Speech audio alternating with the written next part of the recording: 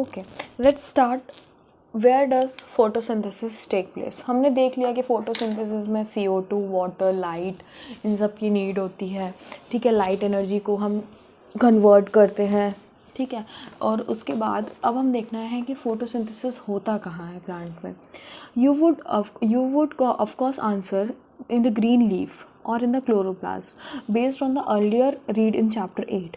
You are definitely right. Photosynthesis does take place in the green leaf, but it does so in the other green part of the plant. देखो, leaves में तो होती ही है photosynthesis, but जो other green parts हैं plant के, उनमें भी होती है फोटोसिंथेसिस.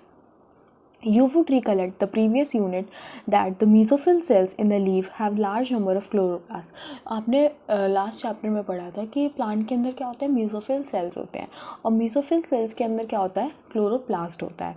जो क्लोरोप्लास्ट होता है वो align themselves along the wall of the mesophyll cell such that they get the optimum quantity of the incident light.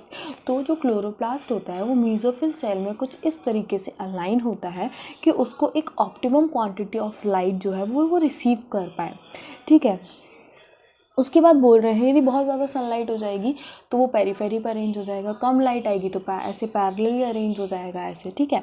उसके बाद बोल रहे हैं you have studied the structure of chloroplast in the chapter 8. Within the chloroplast there is a membranous system consisting of grana, the stromal lamellae and the matrix stroma. तो क्या होता है, grana होता है, स्ट्रोमा लैमेले होता है, और आपका जो होता है वो मैट्रिक्स होता है. There is a clear division of labour within the chloroplast. Clear division of labour मतलब क्या होता है, सबका अपना अपना काम होता है, ठीक है. उसके बाद बोल रहे हैं the membrane system is responsible for trapping the light energy and for the synthesis of ATP and NADPH. तो बोल रहा है ये जो मेम्ब्रेन सिस्टम है आपका वही रिस्पॉन्सिबल है जो लाइट एनर्जी को ट्रैप कर रहा है, जो सनलाइट से हमें लाइट एनर्जी मिल रही है उसको ट्रैप कर रहा है और सिंथेसिस कर रहा है ATP और NADPH का. In stroma, the enzymatic reaction synthesis sugar which in turn forms starch. The former set of reactions, since they are directly light driven, are called light reaction, photochemical reaction. Later, not directly light driven but are dependent on the product of light reaction ATP and NADPH. Hence, to distinguish the later they are called by the convention dark reaction, carbon reaction भी बोलते हैं.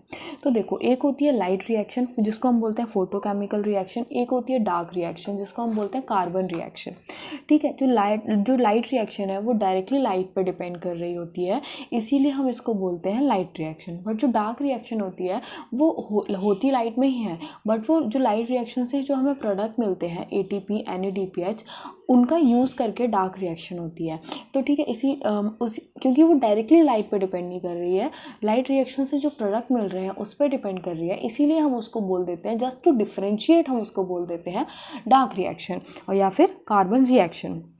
However this not be constructed by the dark reaction होती है आपकी, सबसे पहली बात आपकी डार्क रिएक्शन होती है स्ट्रोमा में, और ग्रेना में आपकी होती है लाइट रिएक्शन, ये भी आपको याद रखना है.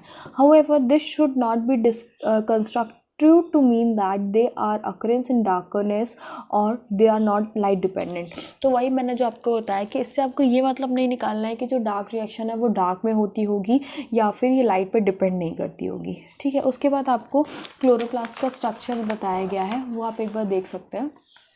क्या बोल रहे हैं, डबल मेम्ब्रेन स्ट्रक्चर होता है, तो ये आउटर मेम्ब्रेन, ये इनर मेम्ब्रेन, ये आपका ग्रेना, ठीक है, और ये आपका दो ग्रेना को कनेक्ट कर रहा है स्ट्रोमा लैमेले, ये आपका स्ट्रोमा, ये आपका राइबोसोम्स, ये आपका स्टार्च ग्रेन्यूल और ये आपका लिपिड ड्रॉपलेट्स, ठीक है. ये आपका दिया गया है diagrammatic representation of electron micrograph of a section of a chloroplast. तो ये आपको एक बार देख सकते हैं, बाकी आपने पिछले चैप्टर्स में इसको पढ़ रखा होगा.